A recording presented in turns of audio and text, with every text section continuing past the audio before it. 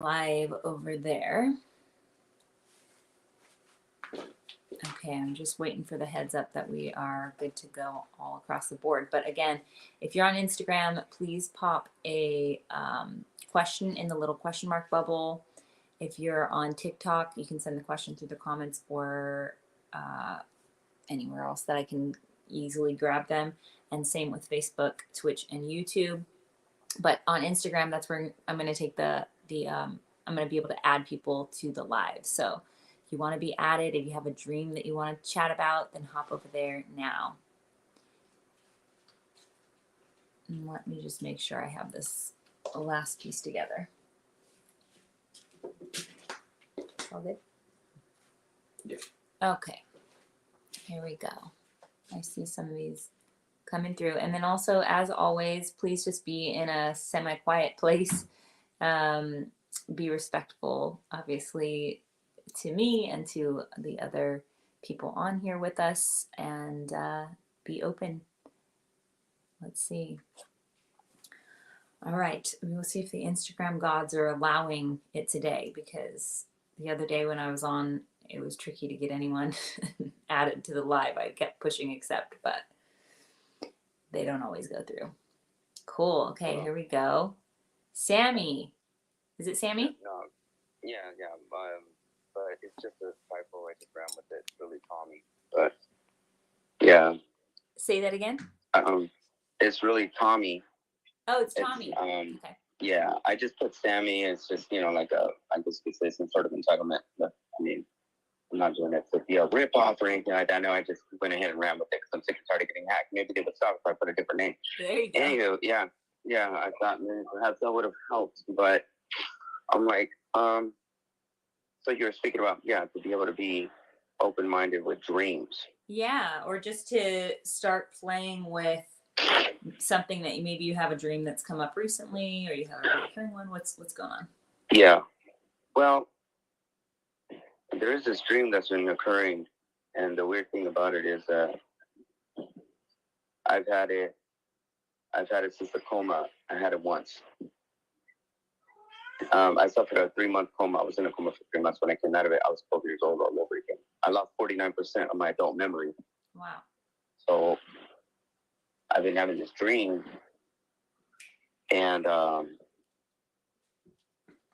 it just happened once, a little bit after when I came out of the coma, and then it happened again twice 2 years ago. Now it's been periodically, once every other day, and it's the same dream over and over again, and it's just to the point where I don't know if you could interpret this, but why is it that the same nightmares that I had when I was a child, I have them now that I'm much grown now? It scares the shit out of me still. Yeah. Well, seriously, to the point where I've done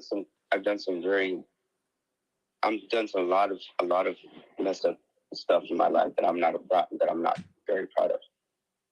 So therefore, fear to me very lightly. It's like it'd have to be something very powerful to actually put fear in. But when it comes to these nightmares, it scares me the shit out of me. Yeah. And it's just weird. I don't know why is that? Maybe perhaps you can actually shed some light on that.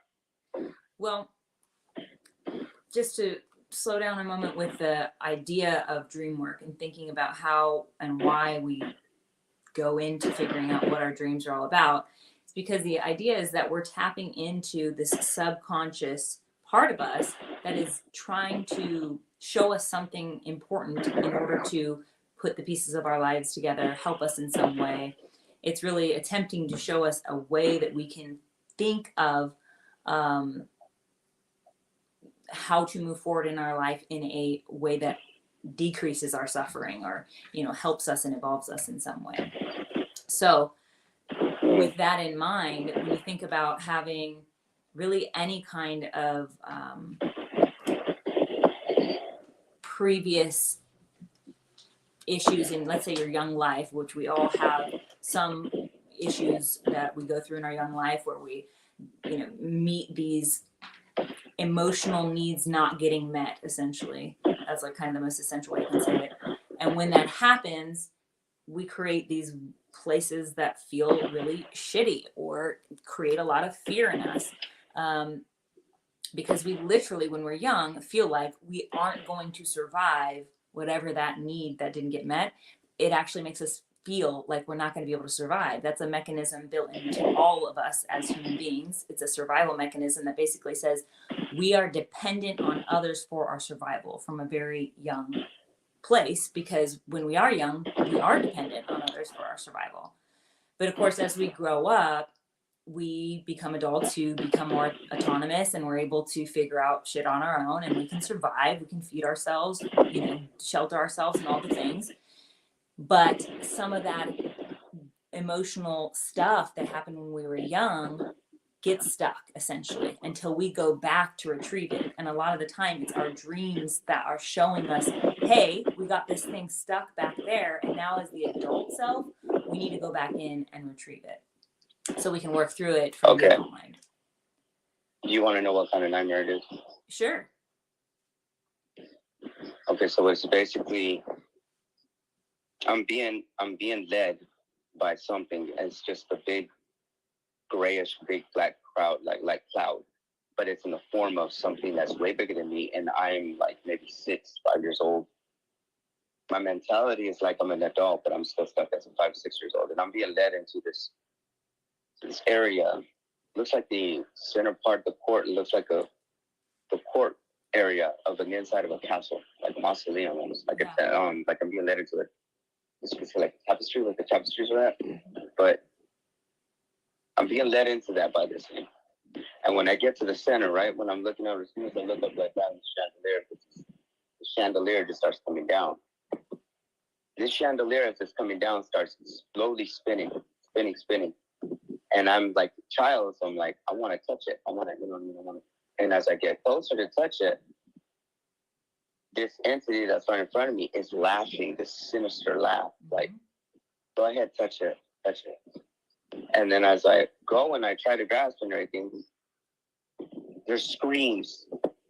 The screams behind me, like saying, don't stop. I don't know what you're doing. You don't know what you're doing. It's going to end you. It's going to expose you're making and building your own eternity. You're going to be tormented.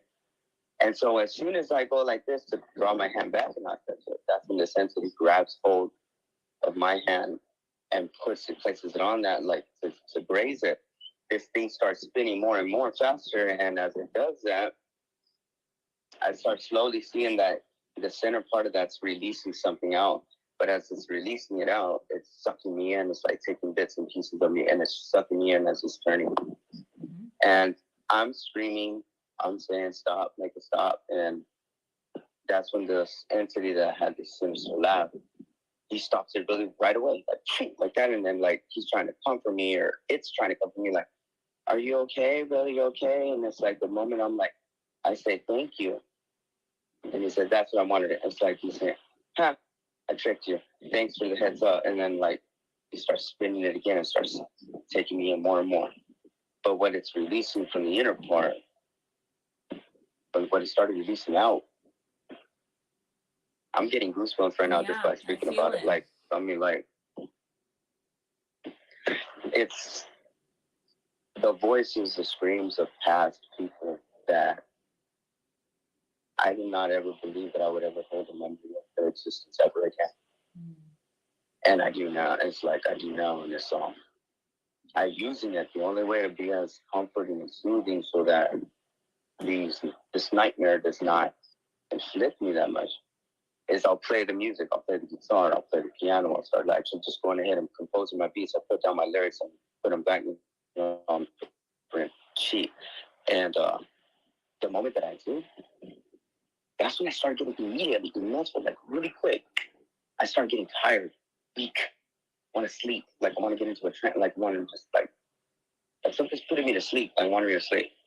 Now I don't know if that's really true, like that sleep paralysis or anything. Some people die from that. There's people that can actually die from because their heart cannot take it, and so it actually ends up having like massive. I already have a bad heart, and I already have a bad, I should say, severed nerve with a damaged main artery right here to the left side part of my brain. So I already have crippleness, in that. So if something was to happen and my body is enduring or suffering, like a massive, like scareness while I'm asleep, and that sleep paralysis, I'm pretty sure, that I won't wake up yet. Yeah. So yeah, it's the real life of like, what is it, Freddy Krueger or whatever, like, okay, so yeah, don't fall asleep. Honestly, to tell you the truth, it's been getting to that point now. It's like, so I just basically just do as much as I can, but I know that God's got my back. Yes, I believe in God, and I believe that He actually has purpose, but also one of the same thing. I also know and understand He only gives us certain time to be able to either reflect or to be able to renounce for what we've done in the past, to be able to be moving forward, and whether or not it's actually to be engaged in what more lifetime He has for us, or to be able to be revealed and understand that, yeah, you've already done, your time's almost met. Hurry up and make right before I gotta take you home. Yeah. My mom's already gone. My mom already passed away. She already left me. She left me the church, the house, everything, and all of it got stolen. All it got stripped away, raped from me by my own flesh and blood, by my brother and my two sisters and my aunt. Wow. Because they didn't like that. They didn't like that my mom left all that. So one of the things that I do remember that I got out of even though that I got out of the coma and I lost 49% of my memory. I remember when my mom said the 2 weeks before she passed away, she was crying. And so I told her, I said, Mom, I had already prayed to God. I said, give that sickness to me because I have so much to pray for. I'd rather go through that. I've already had dreams and visions of this. And she was telling me, they're accurate.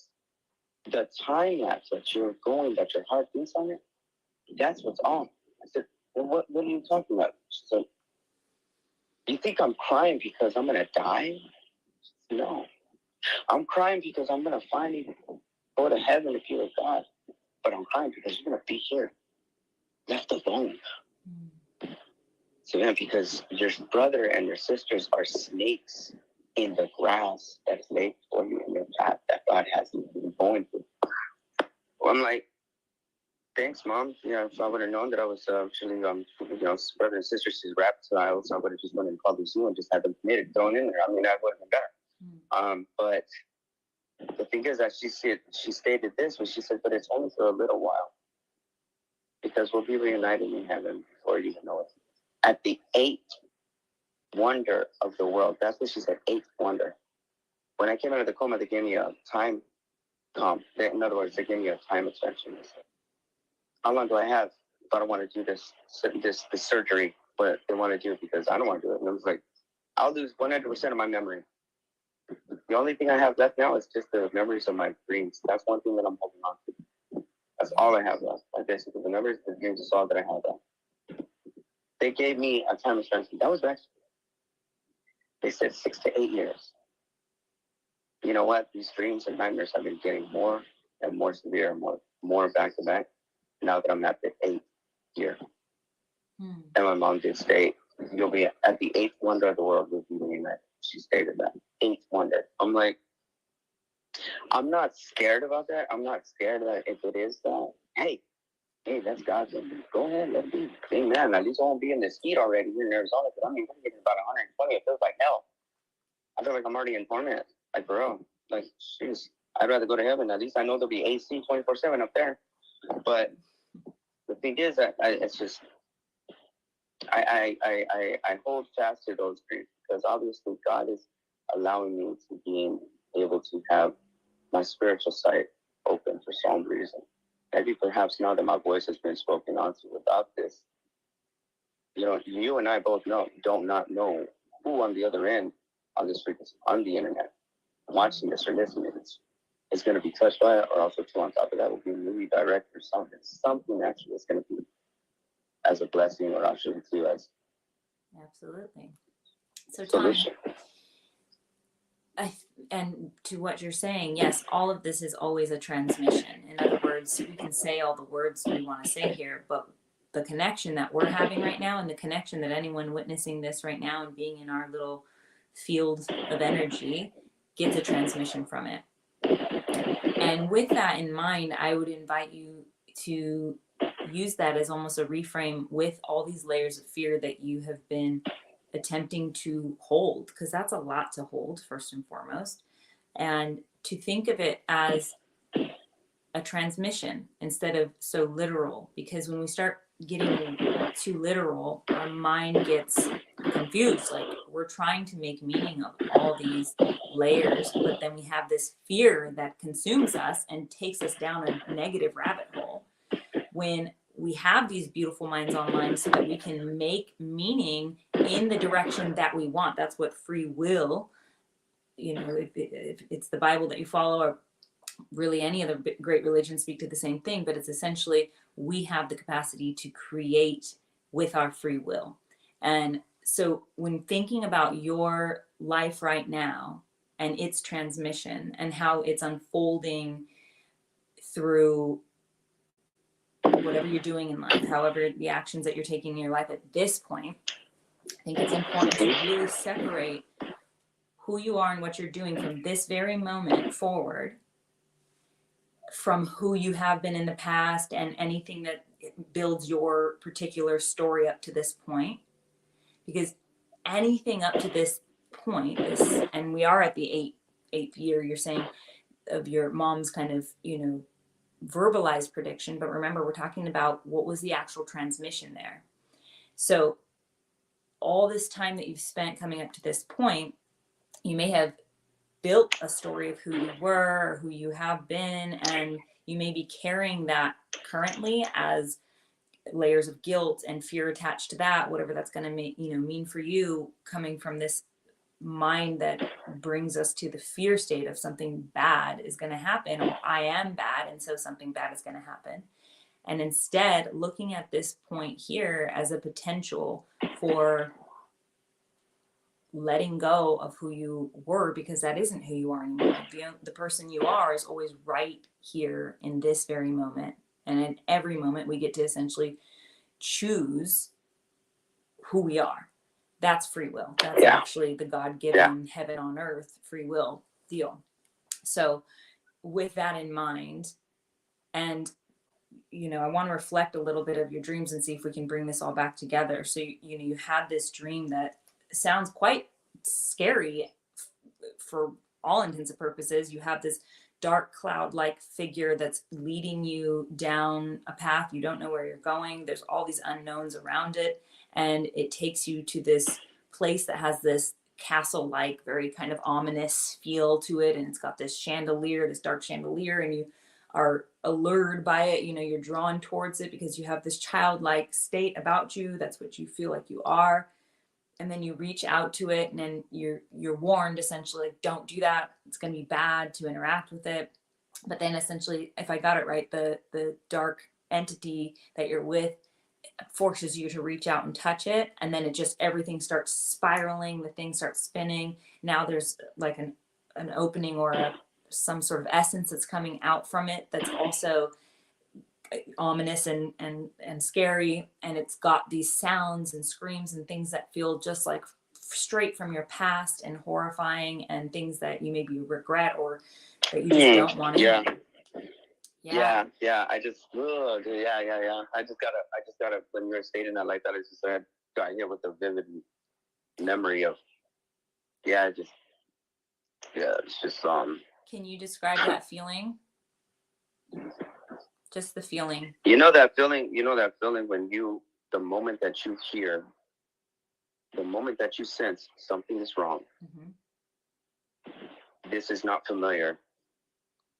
You feel all those feelings all at once when you're in a place or when you're in a house or something like that. I mean, like, if you have that sixth sense, if you're blessed with it, you will immediately feel it because the hairs on your back just stand up on end.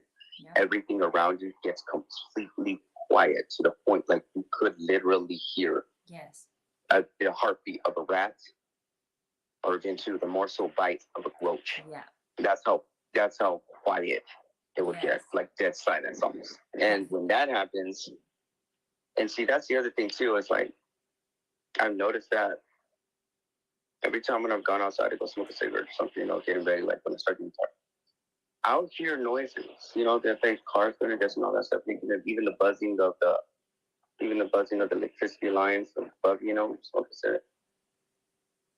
The moment I start remembering about that nightmare, it gets dead quiet. Yes.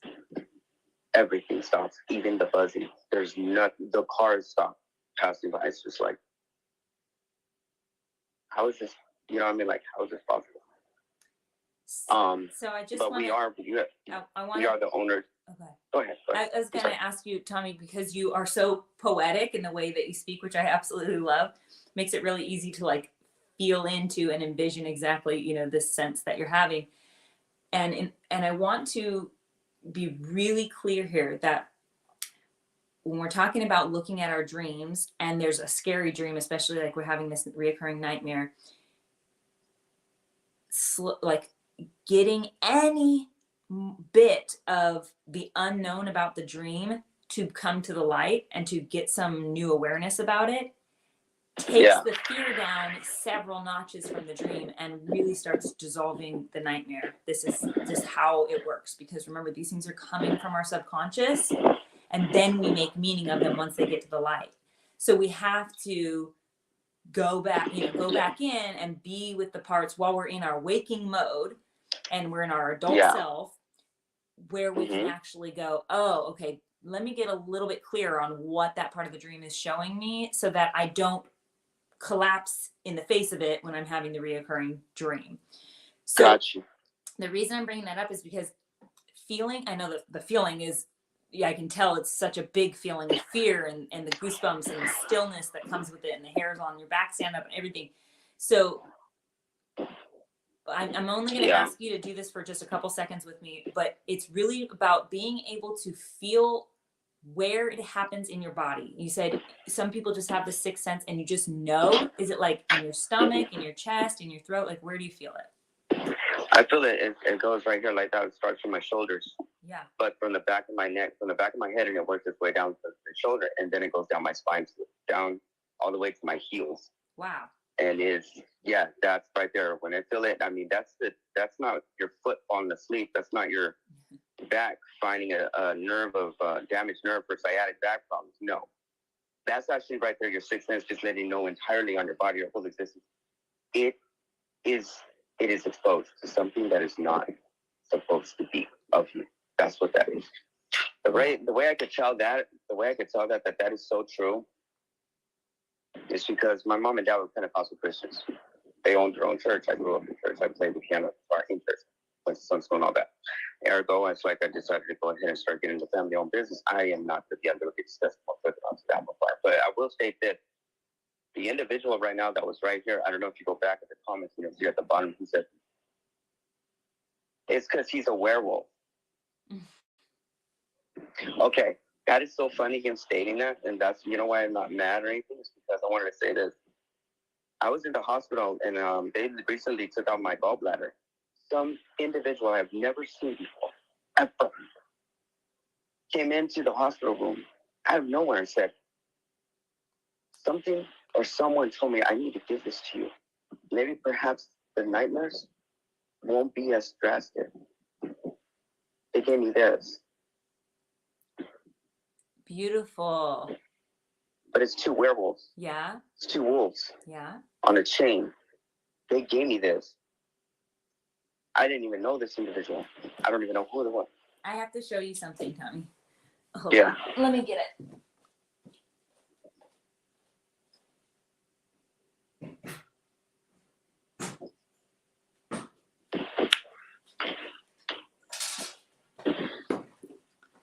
I had to pull it down from my wall. First of all, I feel like this, like behind me, was so much of what you're describing. I don't know if you can see it, but this is from a recent dream of mine.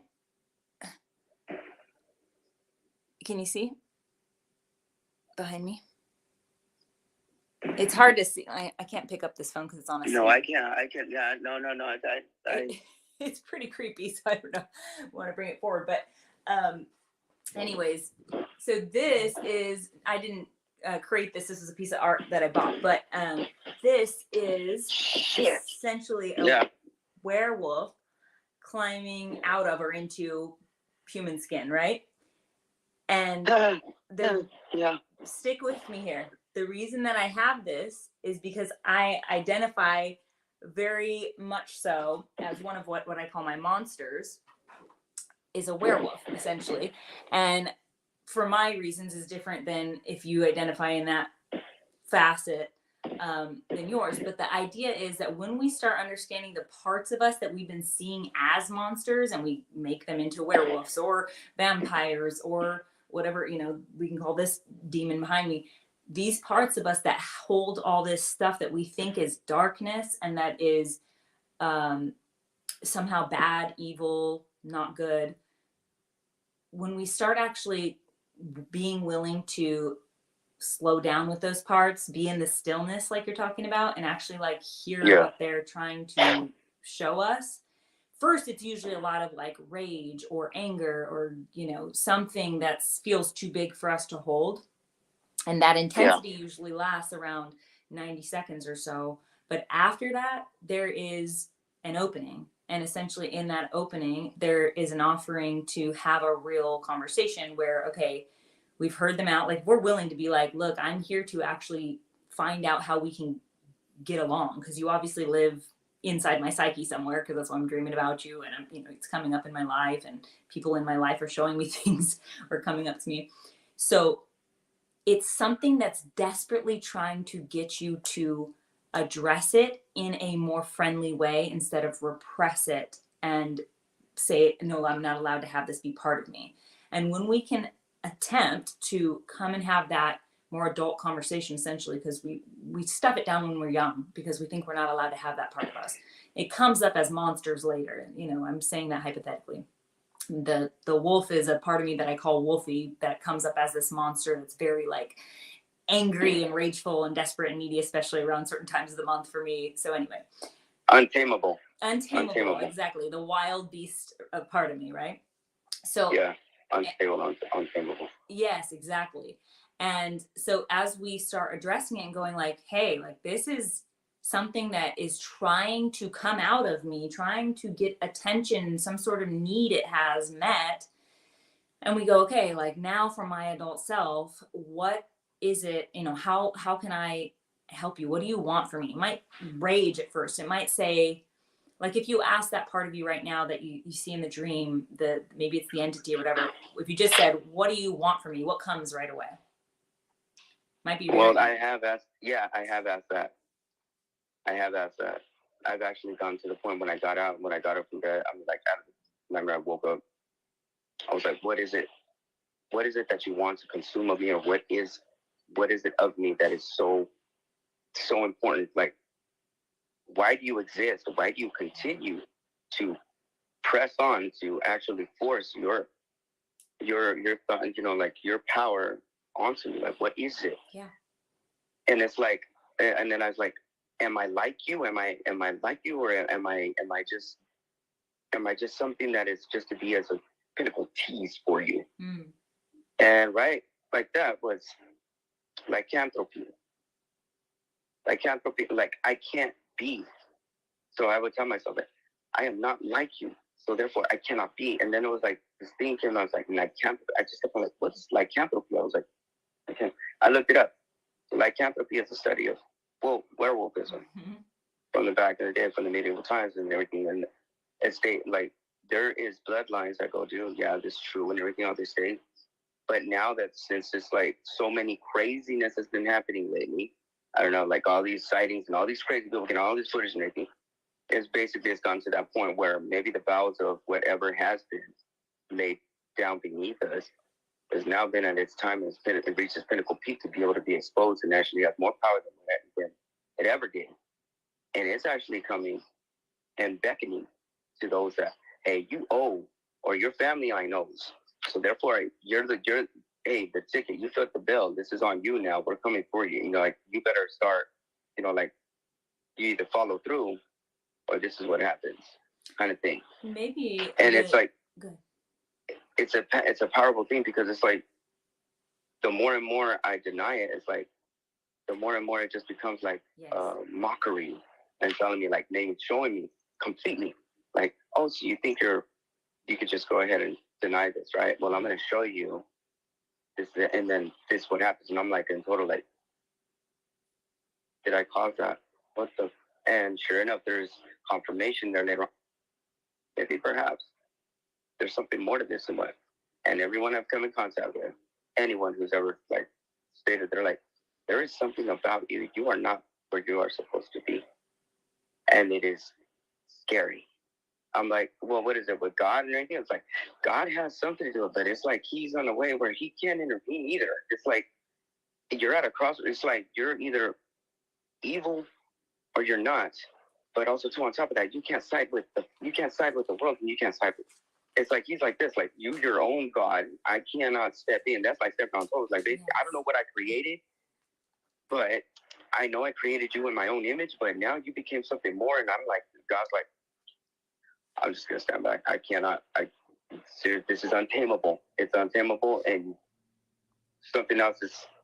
And it's almost like it's almost as if I could hear him when I pray. He said, "I'm sorry."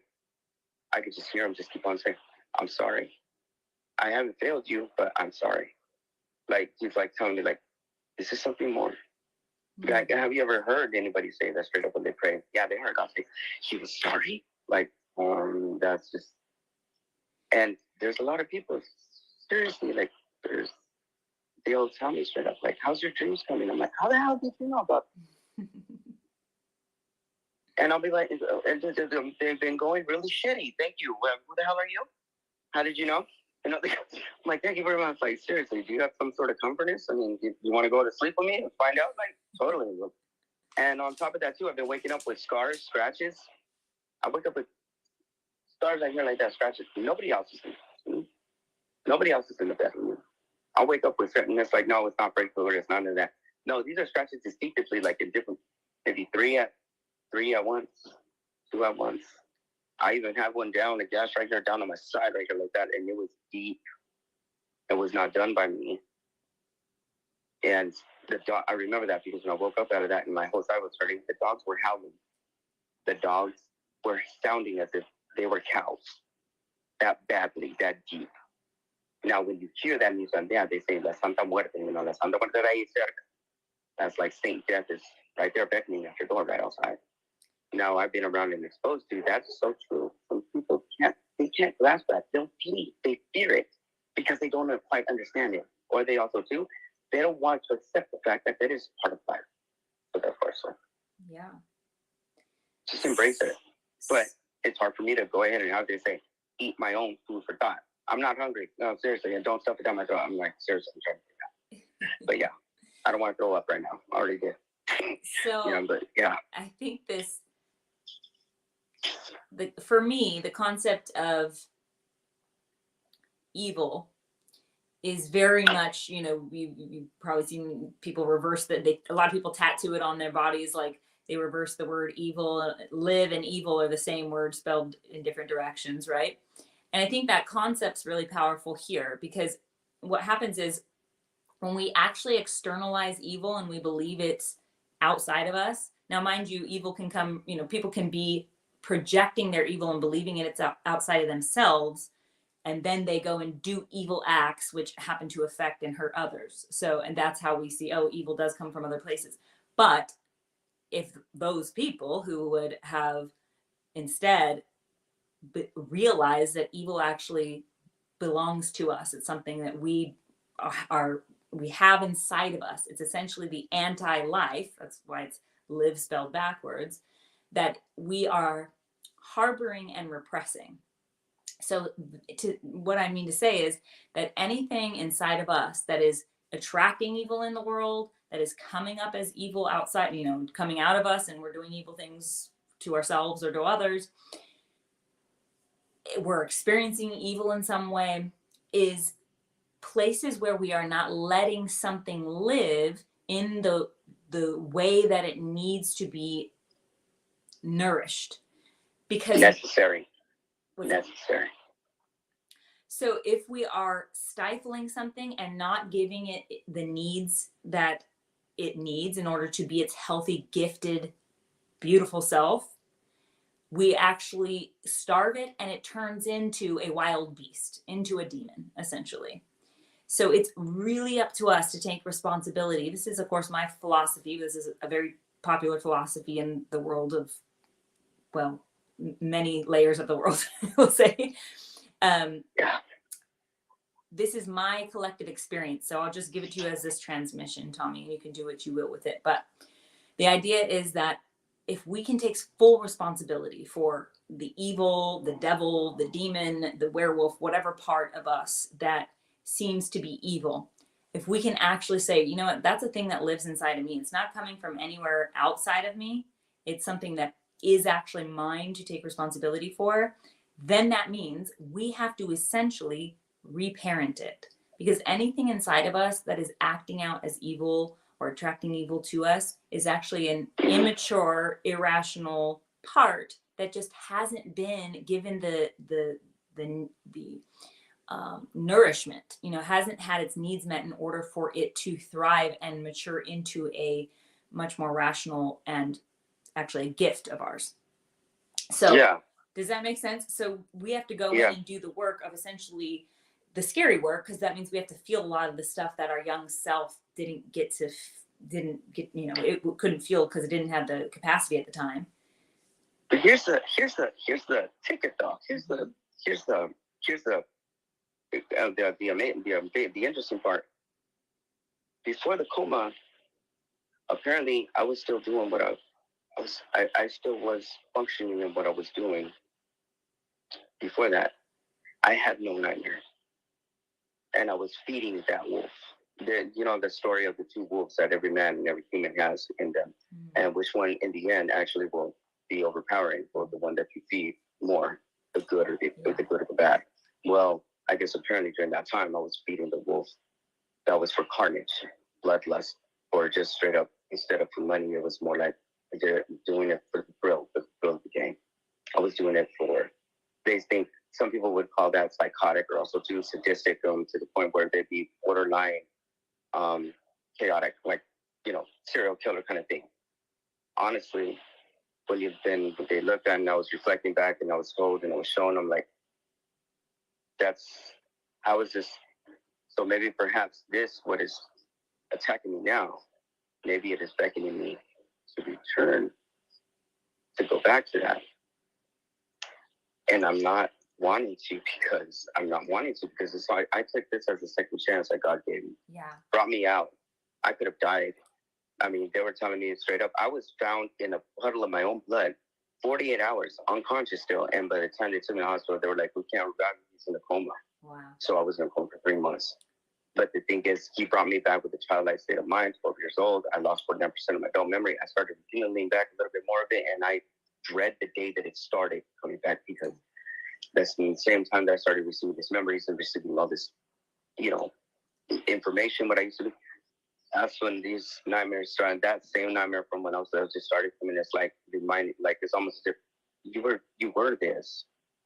Why? Like it's almost as if quit denying the inevitable. Yeah. Well, you're gonna return back. I want to really bring this point up here and bring it home. Is you have taken a evolution up to this point. You have evolved through all these different facets of your life. First of all, I'm very glad that you made it through that incredibly traumatic time, because here you are. And in order to make meaning of this moment, I'm sure you already have put a lot of meaning to it. Like, you came through something that most people would not. You got this second chance. And here you are with an evolved mind.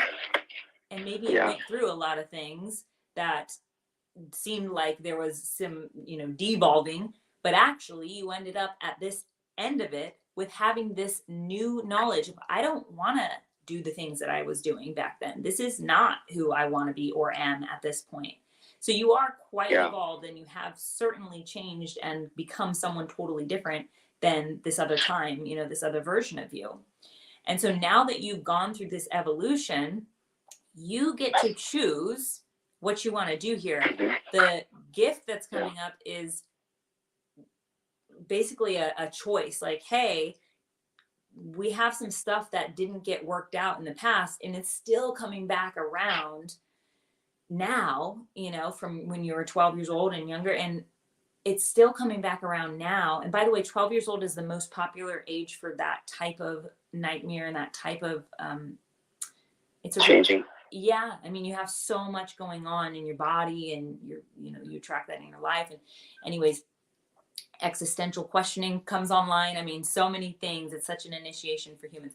But the point is Yeah. that at this point, you have evolved, Tommy, like wildly. You can never not know the thing that you know right now, which is that I don't want to go be this particular person. I already did that thing and it didn't feel good. And Yeah. I don't feel like I'm choosing that now. So when this dream comes up, it's really important that you allow a reframe in, that it's not trying to suck you back in so much as it may be an invitation to look at something that needs to still be healed and helped through the dark time that didn't get to be back at 12, 11 years old. I don't know what happened to you around that time of your life, but it probably will tie back. So what you're trying to state is that maybe perhaps these numbers are actually being as beacons of alertness to let me know, like, hey, wait a minute, there's some unfinished business, maybe perhaps like that needed to be taken into account. But yeah, I got my dog right here, so. Big old Rottweiler. But his name is Hades. Oh. Yeah, go figure. Big old Rottweiler named Hades. But the thing is that it's almost as if it's like a beacon, and trying to sorry about that. iPhone. Yeah, absolutely. Okay. Trying to let me know and be aware that there's something that I did not. There's something that I missed, or maybe it was a part of where I was supposed to. I wouldn't have been what I was then if I would have only acknowledged this. Yes. But also too, why meddle with something that is so unhelpful? Because it's been forsaken, it's been forgotten, it's already the past, it's been laid to rest. Why allow yourself to be taking back to that unless it's something that was meant to be laid to rest because you knew, or something else knew, that you were going to have to be drawn back to that moment to be able to unleash or uncover or be able to bring back whatever was laid to rest then, redeemed now in the future. Yes, everything that you have, all the domestications, all the conditioning, all the things that have happened in your life, every single event and moment up to this point have brought you to this particular moment in time where you and I are sitting here, you're having your life as it is in this very moment, who you are in this very moment, the actions that go align with that. And in this very moment, as we're having a conversation about how to address this past memory that keeps coming up and disrupting your present situation, you could only address it from the frame of mind you have right now, having gone through all this shit. Now, what I'm trying to tell you is that there is a gift in this coming back around. It will require you to reframe this from it's something you have to fight and battle to not fall back into, instead to go, it wasn't actually something I was supposed to be battling ever. It was actually something that was here to protect me and had some gifts with it all along. But because I repressed it, probably for good reason, probably around when you were 11 or 12, when this first nightmare started coming up for you, that was the time where a need didn't get met, maybe by your caregivers, your early caregivers at that time, and you decided that that part of you was not allowed. When you repressed it and you basically said, cut that off, like that's not going to be part of Tommy anymore, it became the demon, so to speak. It became the thing that has to try to pop up in these volatile, wild ways because it's not getting fed, yet it's a critical part of who you are. It's actually a gift. When we get down to what it really is, it will reveal itself as a gift. So basically it like became a parasite or something, and the only way, and I locked it away.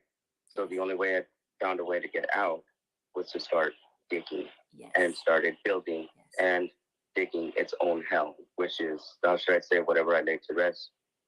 It myself gave it power to be able to have that willpower to start digging its own hell. And that is demons that are coming and falling out of it. Yes, but and actually coming back. But at the same time, I cannot be mind closed to thinking that they're demons. It could be necessary. It could be something that I will need because it was going to be as a blessing, or also do something as protection that I would need in the future. Not to actually be so quickly and believe with my sight of the flesh but more of my spiritual Mhm. connection on what belief is, what is meant for me to be able to allow it be, and like allow it to come in constant and continuous existence to be able to. Yeah. Okay. It's essentially, instead of externalizing it and making it something that's attacking you and not part of you, it's really going, you know what? It's a part of me. And then knowing, and I want to transmit this to you. Like, I'm going to say some words in one sentence right now, and I want these to hit your heart deeper than any other thing that's ever been said to you, because it will transform what's happening right now and the rest of your life and anyone listening to this, if you believe it. And it is words from God, which I also think is a very, internal thing as much as it's external. Every single part of you is deeply in love with you and here to support you and protect you in some way. And so this thing that keeps showing up in your mind, it's only happening in your reoccurring, you're the only one experiencing it, is something that it has a message that is deeply trying to help you. Actually, it is in love with you. It is trying to help you. And if you can, I mean, it's just like one click of open your heart, like in that, very biblical way. Yeah. Open your heart towards this thing. Go like, okay, what's actually here beyond the fear and beyond the, that nervous system response that's so visceral? What is actually here after I like steady myself with the nerves and go like, okay, this is, it's scary because it's unknown, and maybe there's actually some stuff that, it pulls up, like how I used to have these night terrors when I was young, and the same fear comes up and all those layers of fear. You too? No, I'm just speaking as if I was gonna say I don't, because I had night terrors. Yeah, 6 years old, 6, 7 years old. I had all kinds of. I've been dreaming very vividly my whole life, so yes, I'm sure, but not this particular one that you had. But just thinking, okay, if I can sit with the feeling of fear of the unknown, because that's what's here. And maybe it's like, you mentioned some things alongside. So these are feelings that you might have to sit with a little bit, like the aloneness that your mom spoke to, the feeling of this, dark, overlooming kind of cloud, and the spinning, and these sensations that are so scary, but also they're all housed by this thing that's leading you. I mean, it's literally like taking you by the hand at a point, and it's showing you something that it wants you to touch in order to experience something. And so, okay, so that sense that I just really wanted you to know is that every single part of you is madly, deeply in love with you. It is just like it is just the truth. I don't know what to say more about that. Would that cause females to just be like I mean, like, I'm not saying like I don't have to, like, other guys split game to other chicks and everything, like trying to get, I could just be standing there and they'll just be drawn to me. And I don't pervert that. And I don't mistreat that. I don't actually take advantage of that either. Right now, I could actually, more than what I can count, I have more friends that are females and that care about me, that love me, than I do men. And the thing is, they see me as, I see them as nurturing me almost, like, but I don't kiss them. I'm not, like, I'm not of what other adults do and other stuff. No, I don't. We have a connection, like, straight up, like, no, they care about me. I mean, it's more a connection, than a brother, but it's not like a lover. It's more like, we need to protect this kind of thing. So let me ask you, it's like they see it. When you talk about your caregivers, your relationship with your mom and your relationship with your dad, where did those stand, especially when in your younger self and maybe even up to date? Actually, with my mom was the only one. She was the one that intervened a lot. My dad always wanted me dead. And then I found out later on, before my mom passed away, that I wasn't. There's a whole reason why my dad kept on saying, "Oh, I wasn't his son," because my mom later on, before she passed away, told me straight up, "You are not of him." Like, wow, you kept that long this whole time. There was a whole thing, and the thing is that I'm Colombian. I'm Colombian, Mexican more. I mean, basically, I'm Colombian for my mom, and to whoever my dad is, and parent on me. who my dad is. He's from Colombia, and yeah, he's somebody I wish my mom would have known his background and everything. But I mean, seriously, I would have never want to go ahead and try to play cats with the guy. Let's just put it that way. Good. Thank you. But the thing is, I mean, his bloodline, what he does, what they done, it goes through me. It is in me, and that's apparently that's one part when I ended up taking into the family from my mom's side. And my dad and my brother, they're like evil wickedness. They are the true definition of what it is for like mass. I mean, they're Sonoras. They're Sonoran Mexican. Through my brother and my dad, you know, that part. So right now there's like a war. It's like a war thing kind of, and there is a lot like stating. I don't care at this point. It's like I don't care if I can broadcast or somebody else who's listening. But the thing is that my existence plays a very big, crucial part in the next moment or in the next move, whatever they have planned to actually have, what's going to go down or things like that. I just stick to my son. It's like, oh, well, you know, there's help right there when you need it.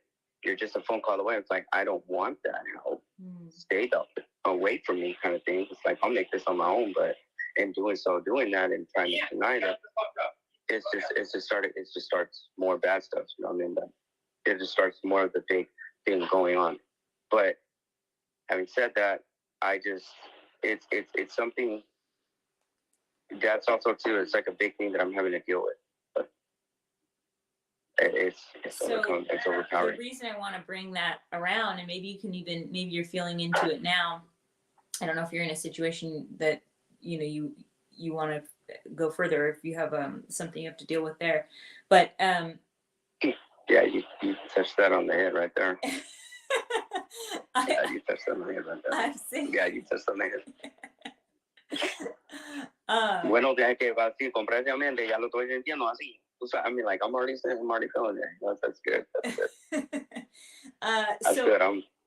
I want to just bring to you that this, you feeling into this correlation where, you said, my dad always wanted me dead. I'm not even sure if I was even a part of him. And your mom said specifically, you're not a part of him. He's not a part of you.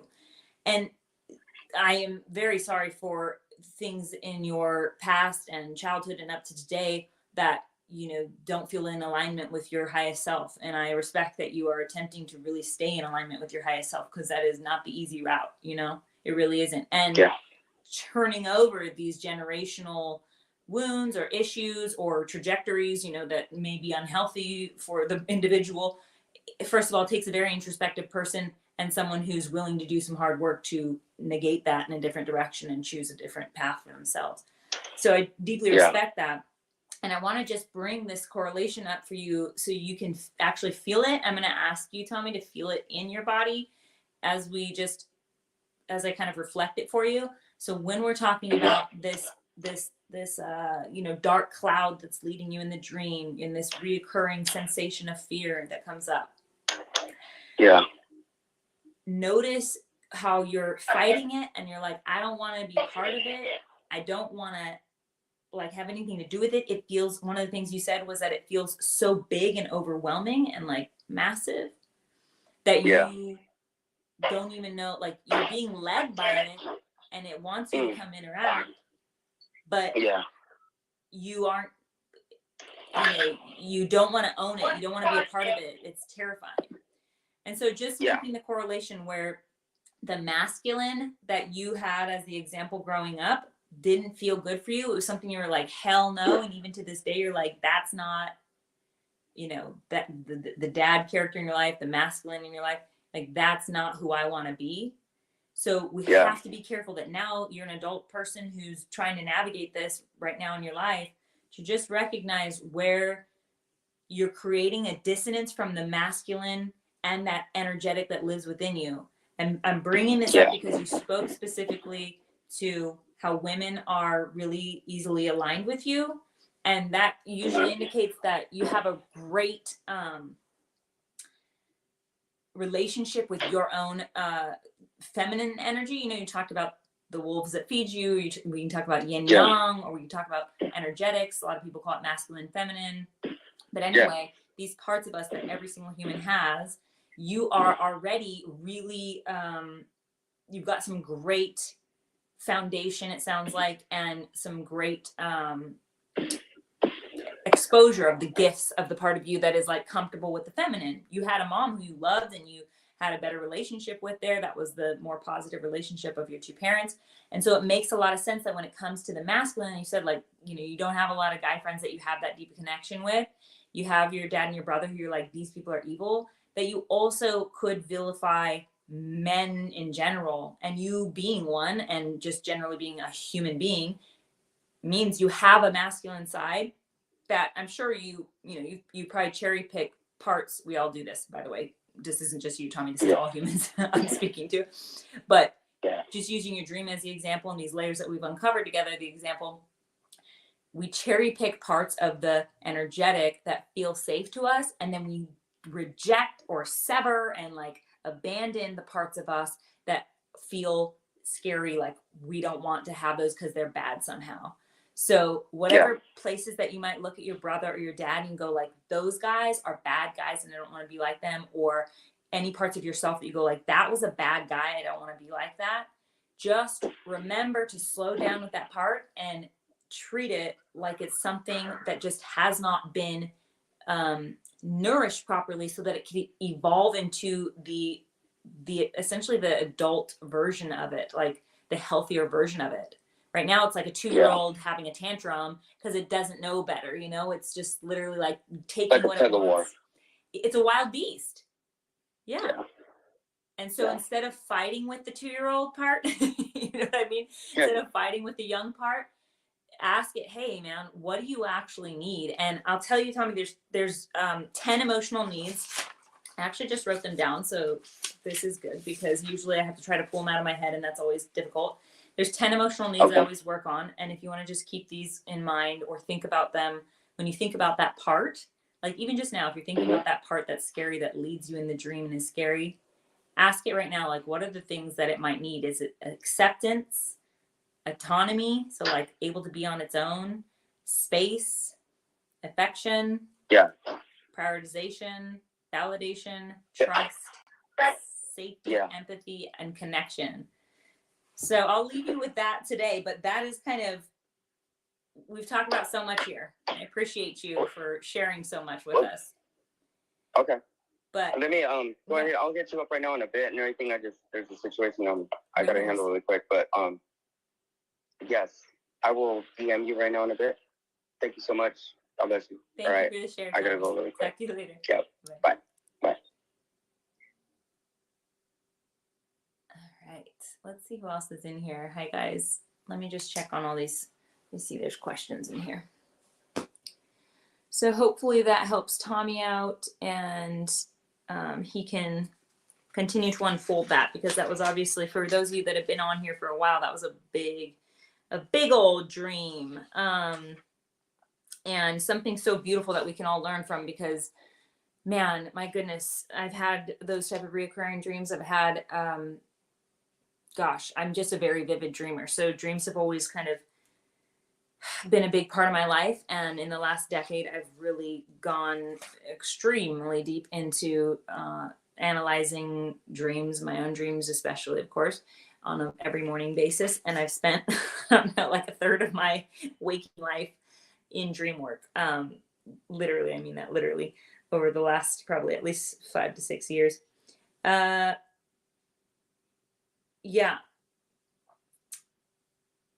Okay, that's enough of that. Oh yeah, Tommy, if you watch this back, I just want to note to you that something that came through for you when you were speaking about like having conversations with God and him saying like, I'm really sorry about this. I'm sorry about your life. To watch the part of you that outsources your power. And this is a reframe I want to just say, and maybe it hits or doesn't, I don't know. But thinking from the voice of God, as it were, in this case, this sentence is what came through, and it's, darling, I care about your suffering. And that's a slight difference than I'm sorry that this is happening to you, because that actually makes you a victim to your life. And I don't believe God would ever believe you're a victim to the beautiful lives that he gives us. So he or she, whatever, I don't see God as a he or she necessarily. So just to be straight. Yeah, God is a totally different word maybe to me than many. But anyway, the point is that, darling, I care about your suffering. Maybe a reframe there that might be really important because it gives you empowerment that I think is the God-given empowerment of all human beings to choose our free will, to choose the life we want, to manifest the life we want. And knowing though that the oneness around us, or the collective unconscious, or God, or universe, whatever you want to call it, knowing that it does care. In other words, the collective cares about your suffering, because when you are in pain, we all are in pain. When you are in suffering, there is suffering in the world. Therefore, we're all affected. It's the ripple effect. And knowing that it cares about your suffering is a lot different than it saying sorry, like sorry, but can't help you. Instead, it's, I care about your suffering, but I can't help you because you have the power to help you. And if I was to step in and try to do something for you, that would be what we call enablement, in the world of like codependency. God isn't asking for dependence. He doesn't need any dependence. He wants you to be a sovereign being. That's what you are here to be. So in your sovereignty, in your ability to claim your full potential on this planet, it's important that we figure out how to fully step into our greatness, into our power, take ownerships of our lives, and essentially transcend any of that victim mentality, and realize that actually all the negative, all the positive lives right inside of here, and it's about us tending to it as the adult, parents of ourselves, parents of our inner children, parents of those young parts and those emotional wounds and all the things that have been starving for their needs to be met. So, darling, I care about your suffering is the reframe for that. Okay, hopefully that made sense. Now, let me see, is there anything that I should be getting into here? There's a lot of things I should be getting into here. Not that. Okay, so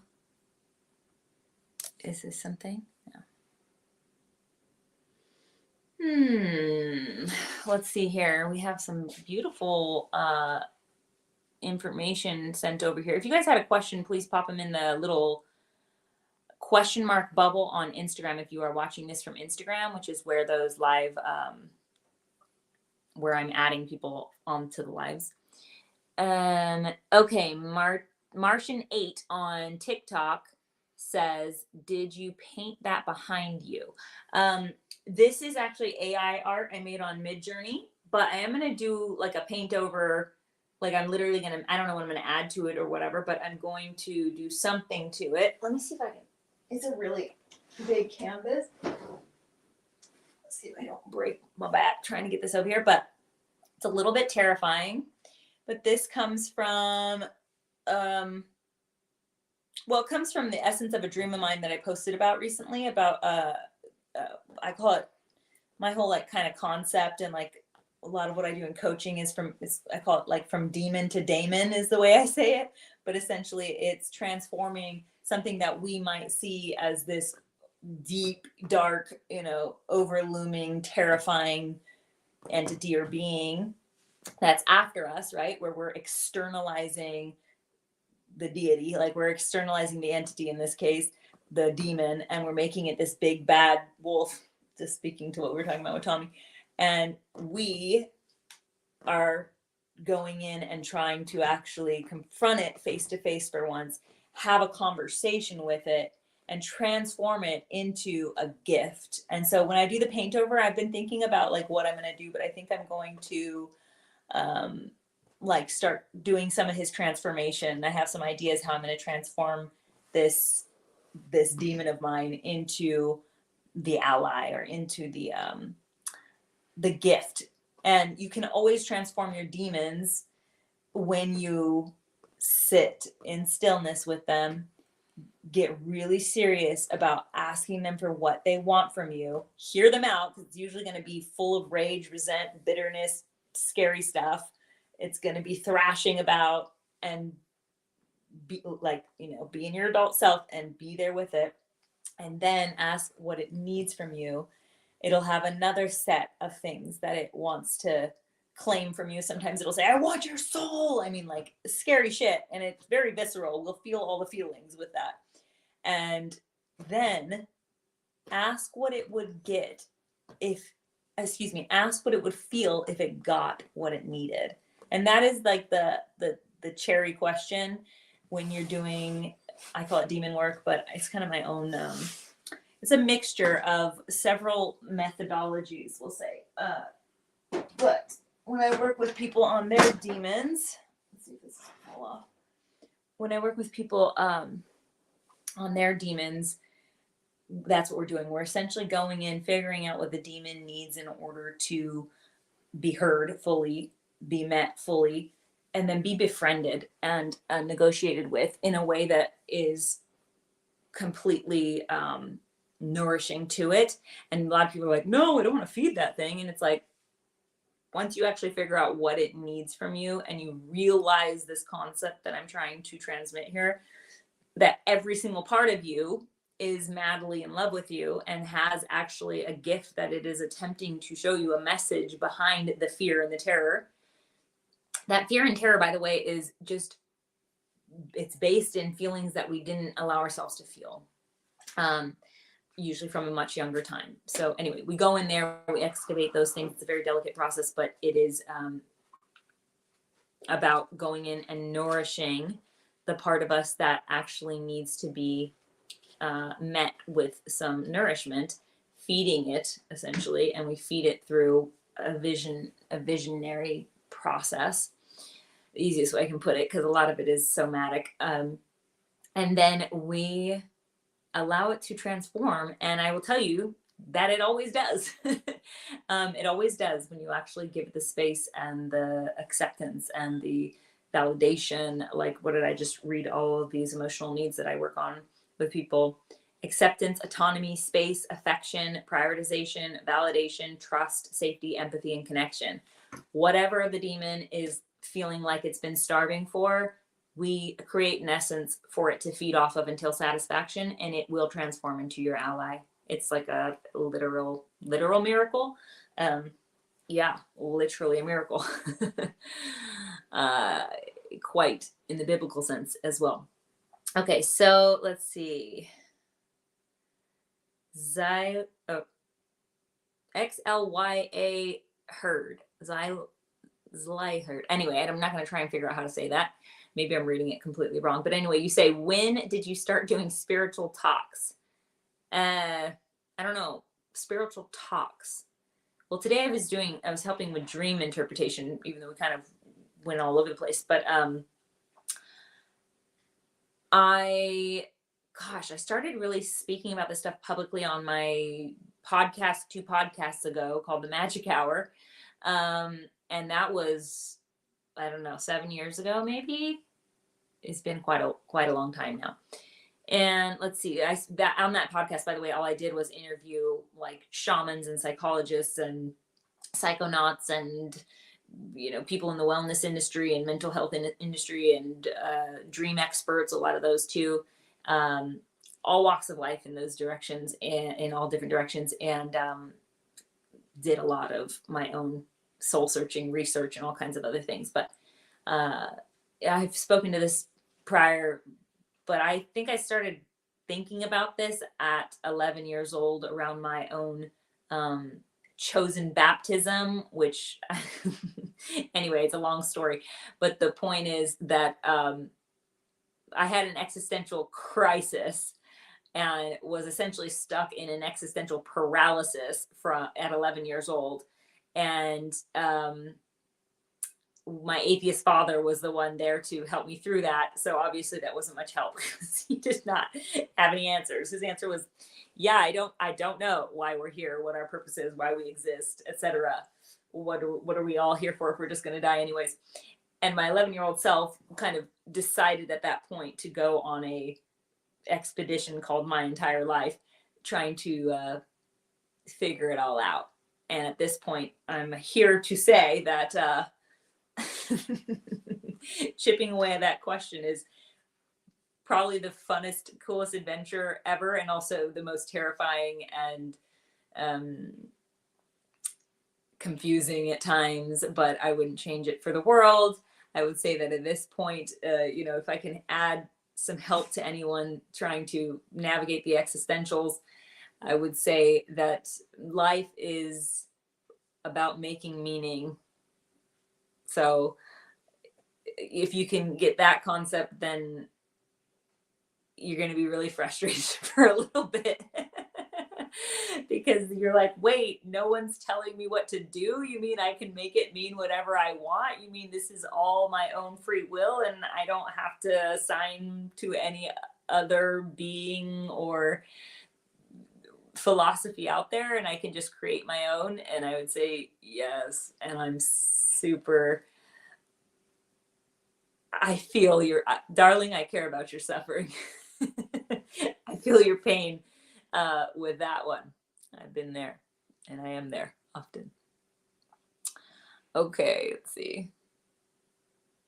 Eddie says, Eddie Riv 1087 says, what inspired you?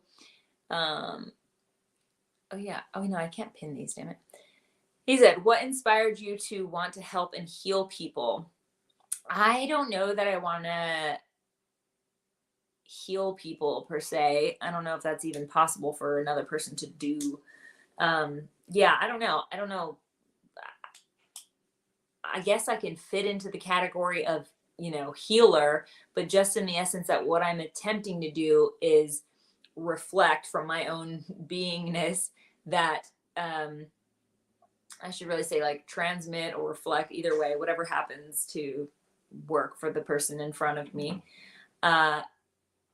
A way of being, like essentially I'm living my particular philosophy, and then what I'm trying to deliver, transmit or articulate or however it comes across, is that we all get to create our own philosophies. So it's not that I want someone to take on my particular philosophy, although that feels great to my ego and that feels great to the part of me that wants to feel like safe and accepted via external validation. But it is really that I want to empower people to know that they are actually here to make up their own philosophy, because as soon as we realize that it actually is like 100% our own prerogative, it's all for us, that's really a realization of like, oh, like I am the center of my universe and you are the center of your universe and he is the center of his universe. You know what I mean? Like we each individually are here in this collective dream, and we are basically lucid dreaming. Like we get to create what we want to have in our life if we can take that kind of terrifying responsibility for free will being actual. Like, yeah. And that's, so I don't know, to answer your question, Eddie, what inspired me to want to help and heal people? I feel like it's just like the 11-year-old self that was like, I got to chip away at this question. That's why I like got into making this a public work, because I was like, this is what I needed most when I was like going through my shit. And by the way, it wasn't just at 11. I had several other existential crises, breakdowns, mental breakdowns, all kinds of things going on with my very overactive mind throughout my life. And so through those different places of my life where I had a lot of suffering, I am attempting to relay what has really helped me. Dream work being a major one, major director. I'd say of anything in my own personal, the philosophy of Mercedes is to listen to like get really serious about dream analysis because those are not random things popping up. They're completely involved with not just what's happening in your life right now, but more importantly, what your life can look like if you get really serious about understanding your dreams. It's basically taking the like saga of, these distant references that the dream brings, understanding the symbols within them, and then using that to piece together a fantasy that is based on your real ass life and the struggles in your real life and the desires that you have deep down underneath it all, and allowing you to see this fantasy before it actually actualizes in your real life, so that you can go and direct yourself towards it. And every dream I've ever analyzed for myself or others always holds a like profound, loud message that instructs you exactly what you need to do, like an actual action, in order to move toward that particular fantasy that it says you can have if you just get serious about taking the actions that it delivers in the dream message, in the dream download is what I like to call them. Okay, let's see. Someone asked if in this painting behind me, the girl is me, or this being right here. And I would say yes, like in this idea, this is really I also wanted to do one like where I'm standing hand in hand with another person. Maybe I'll do another one with AI for that, or whatever, I'll paint one or something. But because I want to be standing hand in hand with the other person's demon, essentially like helping them see that actually this is something we can confront. And when we do, and we befriend it, because we know that actually behind what we're calling evil about it, it holds a miraculous gift for us. And when we finally befriend it and then integrate it, we put it into ourselves, we finally take it on as a part of ourselves. This is what we call wholeness, when we finally integrate all of our demons, all of our lost parts. A lot of people call it remembering, because we are literally taking the members of ourself that we have disassociated with, we have repressed, we have abandoned, and we are going in and doing the shadow work. This is a shadow here, to go in and basically feel the shit, make the befriending, have the communication, nurture the need that's not been met there. And then we allow that to finally integrate into us. We finally take ownership for it and go like, oh yeah, you were a part of me all along. You're not actually big, scary demon monster. I mean, you are, but you have been because you've not been being fed. So you're hangry. And now that I'm feeding you properly with acceptance, autonomy, trust, safety, whatever the need was. And, there's ways specifically to do that. What the actions are, the demon or the shadow will tell you what it needs. Once you do that, then it's allowed to finally be accepted, right? Like, oh yeah, you are my ally. You have been my homie all along. You've just been telling me, yeah, like I thought I wasn't allowed to be special. So I've been like toning myself down and not shining too bright, because someone a long time ago told me that like if I get too cocky, then people are gonna abandon me. They're not gonna like me. So I've just been like turning off that part and being like, oh, I don't want to be too narcissistic. I don't want to be too cocky. I don't want to be too forward. And so you like, instead of just having the healthy narcissism, or I'm just riffing on one demon that a lot of people hold. I'm gonna tone it all down, and I'm gonna people please, and I'm not gonna like shine too bright. I don't want to be a burden. I don't want to be too much. I don't want to be, And then we end up living our whole life in a very inauthentic way, feeling like shit, not figuring out why, getting haunted by our dreams, Yeah. Anyway, listen to your dreams, my loves. Okay, I got to jump off because I have a friend popping by in just a few minutes, but it has been just lovely talking to all of you. I really want to see what this says. Hong Nam Lee on Facebook says, what we face within our dreams, it also can reflect to our events and facts at sometimes in the near future. Yes, that's true. They can definitely be prophetic dreams. My relatives living far away from my hometown, who I rarely communicate with, and I met him in my dreams. After some days, he was found dead, and only did I see him in my dream before his death. Obviously, it is rather like advanced news to keep me informed about this mournful news. Hong, I would invite you. I've had prophetic dreams as well about before my grandma passed away, how she would pass away, things like that. Yes, we certainly can have some psychic abilities come through our dreams. That's basically why we would do dream analysis, because psychic ability. Anyway, we're not going to get into that. I don't have time, but yes, we are essentially figuring out what the future could look like.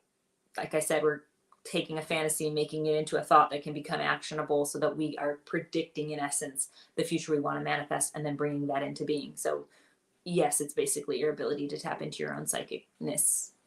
So Hong, the invitation though would also be to look at that dream and figure out what that dream really looked like.